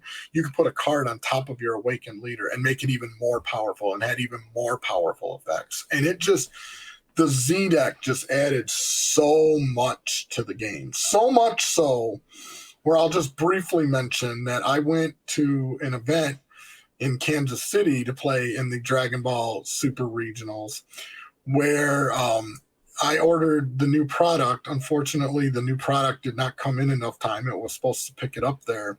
So I was kind of at a severe disadvantage. I had none of the new Z-Deck stuff. And I'm like, doesn't make that much of an impact in the game. Nah, geez, what? So they have a little side Z-Deck. Who cares? I went 4-4. Which is impressive, being missing an entire mechanic. That'd be like going to Yu-Gi-Oh tournament doing 4-4 with no extra deck. Yeah. Which, like, for some decks is fine, but like I think is like okay-ish maybe. But yeah, it's like definitely where you get a lot of interaction and impact. Yeah, the Z deck, and it's just a new, like, again, it's Bandai taking the players' feedback. Hey, we want to add we want to spicing up the game a little bit, and it did. Like, I mean, this changed it. It's going to be the new block. I mean, you look back, it's the same way when they introduced Unisons, which was, I think Unisons were introduced like 2 years ago, which was very familiar to Magic, Yep. Where, they ran that Unison block for, like 8 or 9 sets. Really long time, actually. Yeah, it was they 8 changed or it to 9 Unison sets. Boost in the middle, and then yeah. They're always keeping the game fresh. That's what I Yeah. like. These new mechanics are keeping it fresh. I remember even when I told you about it, and you were just like, "Wait, what?" So yeah, I was. It's very intriguing. I think they've got a good team that's coming up with some pretty cool ideas, some good design space to explore. That should keep making things interesting, to the point where we also, like, we just got a comment on one of our one of your old deck profiles that you did with a Captain Ginyu like budget deck. Oh, okay. And I'm going to ask you actually right after this if you can go respond to that comment on the video, because this kind listener is asking what they can put into a deck like this, and what sort of Z deck cards they might be able to include to spice this deck up a little bit, because they're new to the game and they thought your deck was cool. So you have to go take a look at that. But yeah, I mean, people are. I think that actually that also opened my eyes to an interesting element to this, which is that we have a design space now that's opened up where they can perhaps create cards that can support older archetypes that you like always have access to now, which is a maybe more guaranteed way of getting like older leaders or older characters or whatever to be able to have a bit more competitive viability. And I love, and that's another thing Bandai they do so well is they release cards that support older archetypes. Like, for example, even this most recent anniversary box that they released, the 5th anniversary box, which again, these are, when you sit there and say there are 19 sets in Dragon Ball Super, I mean, it's so really, I mean, how many sets of new cards they release? I mean, it's way more than that. But the 5th anniversary box that they released, tons of these new cards support older cards and older sets, and it makes people want to be able to pick them up and go, oh, hey, now I want to try, Majin Buu. Like, they created like Majin Buu support, like a blue Majin Buu card for an older set, and even now, I mean, which I don't want to get too much into the future, but I think I even showed you they're already talking about doing stuff with Z decks. Mm-hmm. I think the way they explain the mechanic is something about like leveling up your Z cards or putting something on top of your Z cards from your Z deck to make it even more powerful, or from kind of what I've understood from it, they're already sending stuff to distributors to kind of hype up the new sets. But that, I think, was a huge win by Bandai this year, is kind of reinvigorating the game and getting a lot of people who may have put the game down for a little bit, and now, before COVID or everything else, and now they're repicking it back up and going, oh wow, look at all these changes, and just totally changes the way you do deck building and everything else. Yep. And it's very good timing, considering they also just announced that they are releasing the digital client, which we've mentioned a couple times, next year. That is, that is another. Now that one, obviously we don't know all the details of it yet. I mean, that's going to be coming out in 2023. So I'm hoping when we do this video again next year, we're going to be talking about the humongous win for the digital client, which there were a lot of players that were saying for a long time this would never happen. Yes, because of the licensing and everything else. Well, like I mentioned too, I think we started off the year on a not in a good place, but and I think definitely there you would have had a lot of people saying I mean the thought was that Dragon Ball Super was being phased out effectively. Yeah. And Digimon was going to take its place, and then they announced Battle Spirits, One Piece, One Piece and then Battle Spirits. Yeah. And despite that, they've, the things like the God Rares, the problem is, and this is something that happened in Panini too, is that the perception of a gaming company being kind of for the players or for themselves, like either side of it, can really change quite a bit based on the context of what's going on in the game. Because let's say, for example, right after Realm of the Gods released, this did not happen, just to be clear, but right after Realm of the Gods released, they announced, we are canceling the Dragon Ball Super card game. Okay. Then what do you and I think about God Rares in that case then? Oh, horrible, right? We're like, then it's like, game, yep. It's milking cash out of the player base is what people start saying and everything. So that's what happened at the end of Dragon Ball Z Panini, which is that there was a big shift happening in just sort of like how they were structuring their higher rarity cards and everything. But because we didn't get to see the follow-up sets to that, a lot of people took that as, wow, they just made more cards, more secret rares, trying to get people to buy more product or whatever. And that wasn't the intention, but that's how it was, the appearance, just based on the timing of everything. Yeah. But now, now we get to look at this and go, okay, well, they introduced God Rares. They redid their TCG app, and they have a digital client coming. There's obviously what they're trying to do is invest in infrastructure in the game, to make sure that it's in a place. And then they release the Z deck mechanic as well, so that they get people to come back and check it out. And, oh, by the way, now that you're looking at the game again, there's a digital client coming. And now it's very clear that Bandai is not currently looking at canning the game at any point. Oh, no.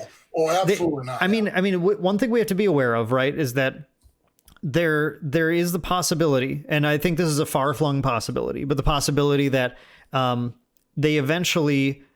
physical products are more expensive to release than digital ones. I mean, that's clear, right? That's just a thing. So there's the possibility that eventually, if they decide they need to, they cut the paper game and pour the rest of the resources into the digital and keep it going digitally. I don't see that happening because of how important the collector market is to Dragon Ball Super. Exactly. But I'm just putting it out there because people are going to think it, and I want to, it is a relevant potential scenario, but not one that I would put the money into right now. As a matter of fact, Dan, I think that is why they released the digital client, because they realized the collector market. And I think the initial scare was like, okay, hey, we go digital. Are people still going to play our game? Are they going to do this? And I think I always say follow the money anytime you're looking at stuff like that. But when you're thinking about it from a business perspective, it's like, okay, if we're going to release this digital client, are people still going to buy our physical product, or are they still going to play the game? 100%. Look at the collector market and the collector market. People love collecting Dragon Ball. I mean, just look at all my stuff. I mean, people love the artwork and collecting Dragon Ball. So they know... really, this digital client, I think they're going to be doing it very similar to kind of maybe like Magic, almost like a marketing tool. Like, people are like, hey, you're playing the digital client. You're having a lot of fun. Awesome. Great. Here, check out the cards, check out the artwork, pick up the product. I think it's going to bring in even more players and even more collectors, because there's a lot of Dragon Ball content creators out there who do not know about the Dragon Ball card game. Yeah, that's one of the big boons, is that you get streamers to play this. Yes. And it's a recognition of the importance of that side. You know, I was talking about this in the My Hero episode 2, but today marketing for TCGs is different than back when we opened up Scry to see what the latest TCGs coming out were. Yeah. If you want to market your TCG right now, you need to be getting people to post pictures on Instagram, getting people to make TikTok videos. You need to be getting people to stream it on Twitch and on YouTube and wherever. That, by the way, that totally reminds me. I meant to mention this earlier, but if you guys want to see a video of a God Rare being opened up in the very last pack in a booster box, we streamed. Kevin and I streamed a pack opening of Dawn of the Z Legends, and there is a nice little surprise that neither of us expected at the very end of that box. Spoilers, but yeah. Yeah, well, I meant to mention that earlier during the God Rare segment, but I totally forgot until we talked about streaming here. But yeah, like I think the Dragon Ball Super digital client will serve a great purpose marketing the game, but at the same time, I think you were sort of hinting at an interesting point here too, which is that in the same way that the God Rares are sort of a handout to collectors, I think the digital client is a handout to the player side, and kind of shows it shows that Bandai is still committed to providing to both players and collectors for this game, and they're not just going in a sort of a collector focused angle. And I think if this, I hope this gamble works. I'm sure it's there. The people don't realize this is a lot of people don't realize this, because everyone for years have been like, just make a digital client, like just make one. Yeah. Okay. That, you know what? It's actually expensive software development, and a digital client being developed by them is a gamble of some amount. They have to put some serious time and money into it. And it's also a commitment that they're making, which will stretch their resources a little bit. And we're gonna, I get in a little bit of this conversation in a lot of podcasts and a lot of content and streaming that we do, but like having a digital client for your game that is popular affects your game in ways you don't expect also. Yeah. And I'm just going to really briefly gloss over some of the things that you might see, but like the things to realize is that when people are playing a digital client, far more competitive games of that game is going to happen in a short period of time than people playing in paper. Your meta game is going to shift in quick ways and in ways you didn't necessarily expect. And players are going to be able to, depending on how the client's economy works, but for usually what we'd consider a good digital client, players are going to be able to acquire decks much cheaper digitally than they will in paper, which will affect the sales of cards in paper in significant ways, from making it so that certain cards end up bottoming out on prices faster because people aren't picking them up to try them in decks. People aren't attempting rogue decks as often because people have done so many reps with other decks online that they don't need to test decks that are just, they've already tried out, that are bad.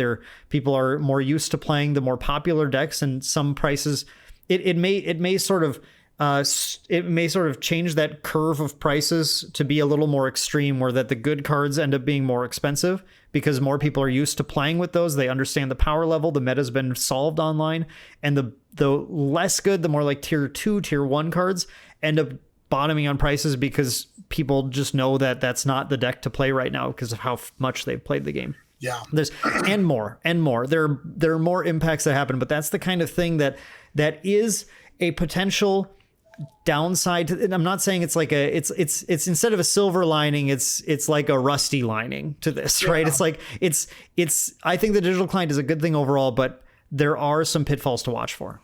I don't know. The other thing I'm going to kind of do devil's advocate a little bit on that. The other thing I'm hoping is that we do start seeing a lot more, because with this digital client, you're going to get a lot of people, like, I'll be honest, I'm up here in North Dakota. I don't get to play as much as somebody who's in New York or California, Florida, who's got like 40, 50 person locals. Like, I don't. But now with this digital client, something more official, and getting a lot more players, I'm thinking with the massive amount of card database that we have, the massive amount of the resources that we have, I could start seeing some decks that maybe you would not have seen on paper.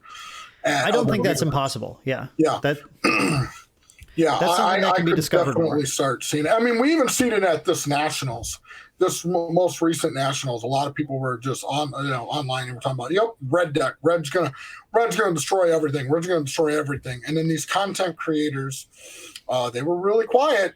They were real quiet. Yeah, red's gonna destroy everything. What happened? They come in with blue Crimson Goku, and just, oh man. Yeah, the final two, as a matter of fact, the final two was Marcus Catani, and I played on his streams all the time. Like, I love Marcus. And lo and behold, Andrew Duvall, who the defending national champion, and he won again 2 years in a row. And to be clear, Duvall's a great player. He plays My Hero too. He's an excellent player. Yeah. And to be clear, these aren't small tournaments. Like this national we recently had was the biggest nationals Dragon Ball Super's ever had. To talk about the future of the game, it was the biggest nationals. It was over 500. It capped out. They had prizing for 512 folks. Yeah. And they had last chance qualify. It was the biggest nationals ever. And I think, to be clear, this was an invite to get into this event. So I think that really. One thing, two things to say. The first thing that I want to say really quick is that I don't disagree with you at all that the possibility of like rogue decks being discovered on a digital client is maybe a little easier. But the problem also is that they also are discovered by people who would have been caught off guard by them at a tournament before. And it does impact how your metagame works, because then, like, imagine if instead that blue deck started showing up on the ladder on digital clients. Now suddenly all these guys who are coming to try and like counter the known meta with a rogue deck are now part of the known meta. Just, like I said, it just changes. It changes how your metagame is going to work quite a bit. But I think what you just said totally capstones our thoughts on the year. I think that we started off in a place where a lot of players were not feeling very good about the state of the game, as we mentioned. And there were a number of things we had. I think Mythic Booster, we can easily say, was the worst release of the year. Right? Just like it wasn't what people were looking for. Fest was not what people were looking for, and the game just wasn't looking very good.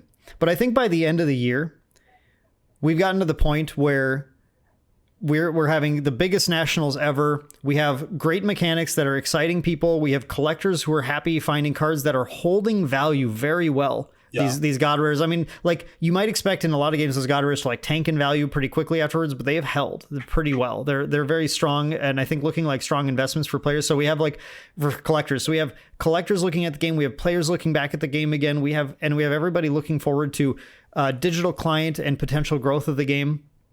I'd say where Digimon felt like it was just a pretty solid year, few little dips, but a pretty solid year overall.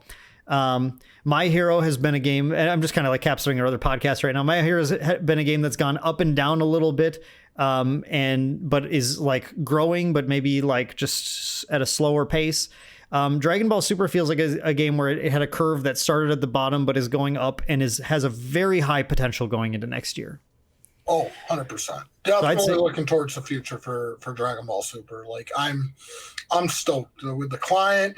I mean, and the fun thing is, I just purchased an RV this year, so I'm gonna be traveling to some events, getting some people, and I'm looking forward to next year 100%. Like, the game is just, collectors, players, new mechanics. I'm super excited. Yeah. I think this is a great time to be looking at the Dragon Ball Super card game. If you were out of the game for a while and are just catching this podcast and like we're interested in checking it out again, you could check it out now. You could wait for the digital client, try it out when it comes out. But I think 2022 was a better year than for Dragon Ball Super than any of us thought it was going to be at the start. Yeah. So 100%. All right. Well, I think, Mike, did you have any other parting thoughts about 2022? No, just look at. I did. I did. I had something I had to bring up. Okay, go ahead. Okay. Ultimate Dark Dragon Slaying Bullet. Yeah. All right. I'm gonna give a brief one on that. Just a brief thing. So, wording in card games can be quite funny. And this was one of those cards where it first came out. Everyone just kind of read it at first, and it was just kind of like, okay, not that good. Like, if I recall correctly, like you had to like. I have the wording for you right here. All right, yeah, minus some unison thing. Go ahead. Counterplay. If your opponent is playing a unison card, they may either remove a marker from it for every 2 cards in their drop area and warp, or place it in their drop area instead of playing it. If they don't, your opponent can only attack 1 more time for the turn. Okay. Yep. So okay, now I remember. Okay. So when this card came out, everyone originally, they kind of glossed over it or whatever. And they were like, okay, great. Your opponent, you can only counterplay this on like when they have a unison out, like, or when they play a unison or whatever, meaning that, yeah, right. Like they could just minus it off their unison. Who cares? Move on. Card's not that good. Well, because of the original wording on the card, like there was like a colon, there was a colon in the wording somewhere. The issue with the wording was that it states that it can be used as a counterplay. Yeah. To counter a play. Yeah. But it's worded that not that it's required to be used when a unison is played. It's worded in the way it's worded. It's been errated, which is what we're going to talk about. But the original wording was that your opponent could be playing any card, and you could counterplay this, and then it tells the opponent, well, opponent, if you're playing a unison right now, you can do one of these things. If you don't, you can only attack 1 more time this turn. And the opponent goes, well, I'm not playing a unison. Thus I cannot do either of those things. Yep. Thus, I can only attack 1 more time this turn. Yeah, and it was, and to keep in mind, this card was a quote unquote did not have like a color cost. It was a black colorless card for 1, which just said your opponent can only attack 1 time any turn you play this card. Basically, so if you look on the history of TCG Player at this card, so the thing is when it first came out, everyone read it just as like, yeah, you have to counterplay a unison. Like there's got to be a unison out for them to do these other effects. I don't know if it was, I'll be honest, I wasn't reading the forums entirely at the time. I don't know if it was just like one judge just went, hey guys, it don't work like this. Or one player figured it out and it got called in a tournament and it's like, oh wow, yeah, you're right. Yeah, no, you've got to do that. This is a fascinating. Yeah, it shot up right after that. It was a fascinating element to the game where a player, this released last year in Cross Spirits, and it was just like a bulk like SR that is whatever. Who cares about it really? And a player just kind of figured it out, or a judge or something in an event that happened in 2022. Yeah. And then once everyone realized how it had to work based on the wording, then it became like the card in the game, the most powerful card, just like straight up. I forget how long it took, because I know Flash ended up reaching out to Bandai and we're like, are we keeping this way? Because right now we have to judge it this way. And I remember Bandai ended up making an official statement and said, okay, no, we're fixing this. Like, yeah, so it got errated to say you can only activate this when your opponent is playing a unison card. Yeah. So that now they have to do the thing. They can't you got to counterplay a unison. I mean, And I want to bring that up too, because like that's, there have been, this is, I think, the most egregious ruling mistake that's happened in the game, in my memory. For this year, yes.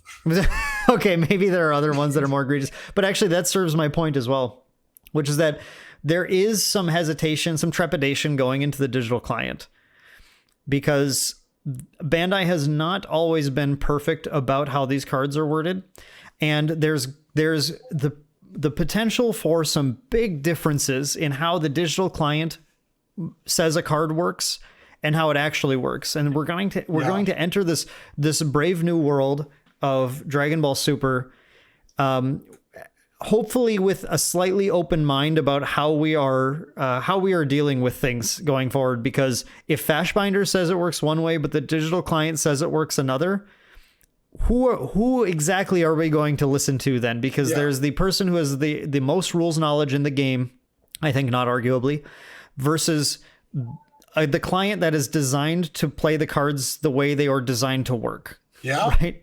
And you know, at some point, then there's going to have to be the community deciding and Bandai maybe hopefully like making it very clear what the authority is in this case, and understanding how to approach dealing with either, like, do we change how it works digitally, or do we change the text on both to make it work the way it's supposed to? I think that's the better option, obviously. But there will be hurdles. Not really. It's not even really up in the air, because they have, like you just mentioned, Mike, they've historically had ruling quirks that have had to be dealt with, which, you know, it's like, whatever, it happens in card games, but it's going to happen in a way that impacts people rapidly in the digital platform and in interesting ways again. All I gotta say is playtesting. Yep. There's gotta be playtesters. Like, get your most experienced players on that digital client. And what I want to see Bandai say is, here's our client. I want you to try to break it.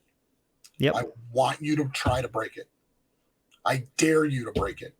And that, and then release it to the public. So I'm crossing my fingers that they're going to have good play testing. They're going to have good feedback, and they're going to be able to fix that and cross that hurdle and release a good product. That is what we can hope for. All right. So sorry for that aside, Mike. Mike, did you have anything you wanted to add about 2022? No, I know this podcast has been getting pretty long, but super excited. And we can talk a little bit more. I know we're going to be doing towards the end the podcast for the future, so we can talk a little bit about definitely will. Looking forward to that. All right. Well, I appreciate you being on with us today again, Mike. It's always a pleasure. Everyone loves hearing your positive spirit in every one of these episodes. Again, a huge shout out to our patrons. Thank you guys so much for supporting the channel. We hope that you guys are enjoying our December full of content for you, with lots and lots of podcasts. I've got a few other non-podcast videos that are going to be coming out as well, so I hope you guys stay tuned. If you're on YouTube, you are staying tuned and finding stuff you like, and do let us know whether you do like things using the little buttons in the comments and all that nonsense below, because it really does help, and I love trying to respond to all our comments we get and everything, so I love hearing from you guys. If you are waiting for what our next one is, I believe, if I remember right, we're doing Magic the Gathering on at the end of this week here. So if you are interested in hearing our take on Magic the Gathering, has had an interesting year for sure. We're going to have a whole lot to talk about there.